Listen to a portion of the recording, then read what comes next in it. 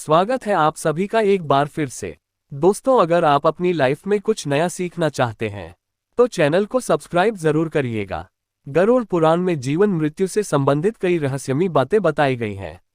इसी क्रम में बताया गया है कि आखिर क्यों दाह संस्कार के बाद परिजनों को शमशान घाट की ओर पीछे मुड़कर नहीं देखना चाहिए। गरुड़ पुराण हिंदू धर्म के महत्वपूर्ण ग्रंथों और 18 महापुराणों में एक है। इसमें भगवान विष्णु के प्रिय वाहन पक्षीराज गरुड़ ने उनसे जो प्रश्न किए हैं, श्रीहरि ने सविस्तार उसका उत्तर दिया है, जिसे गरुड़ पुराण कहा जाता है।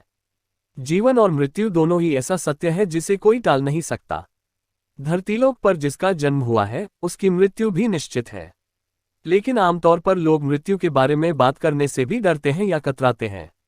शास्त्रों में कहा गया है कि मानव शरीर 5 तत्वों पृथ्वी, जल, वायु, अग्नि और आकाश से मिलकर बना है और इसी में मिल जाएगा।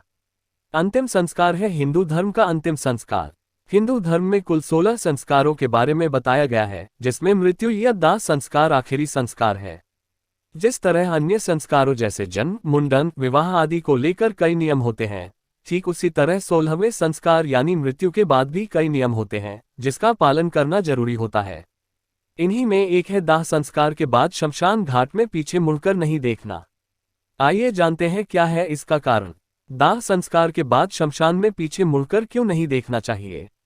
दाह संस्कार के बाद भले ही शरीर जलकर भस्म हो जाता है, लेकिन आत्मा का अस्तित्व वहीं रहता है, क्योंकि भगवान श्री कृष्ण द्वारा गीता में कहा गया है कि आत्मा को ना तो कोई शस्त्र मार सकता है, ना पानी डुबा सकती है, ना ही अग्नि उसे जला सकती है और ना ही कोई हवा उसे सुखा सकती है। आत्मा अजर, अमर और अविनाशी है।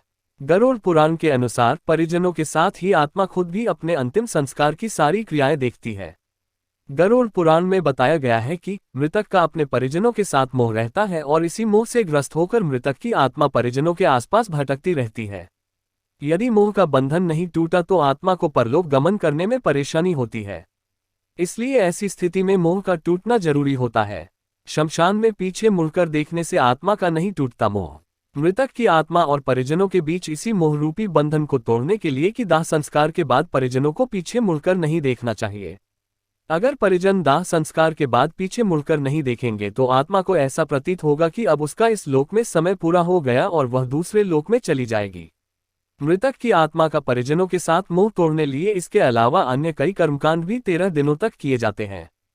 उम्मीद है आपको जानकारी पसंद आई होगी। पसंद आए तो लाइक और शेयर करें। ऐसे ही धार्मिक जानकारी दिलाने वाली वीडियो देखने के लिए हमारे चैनल को सब्सक्राइब करें और बेल आइकॉन प्रेस करना ना भूलें। अपना कीमती समय देने के लिए धन्यवाद।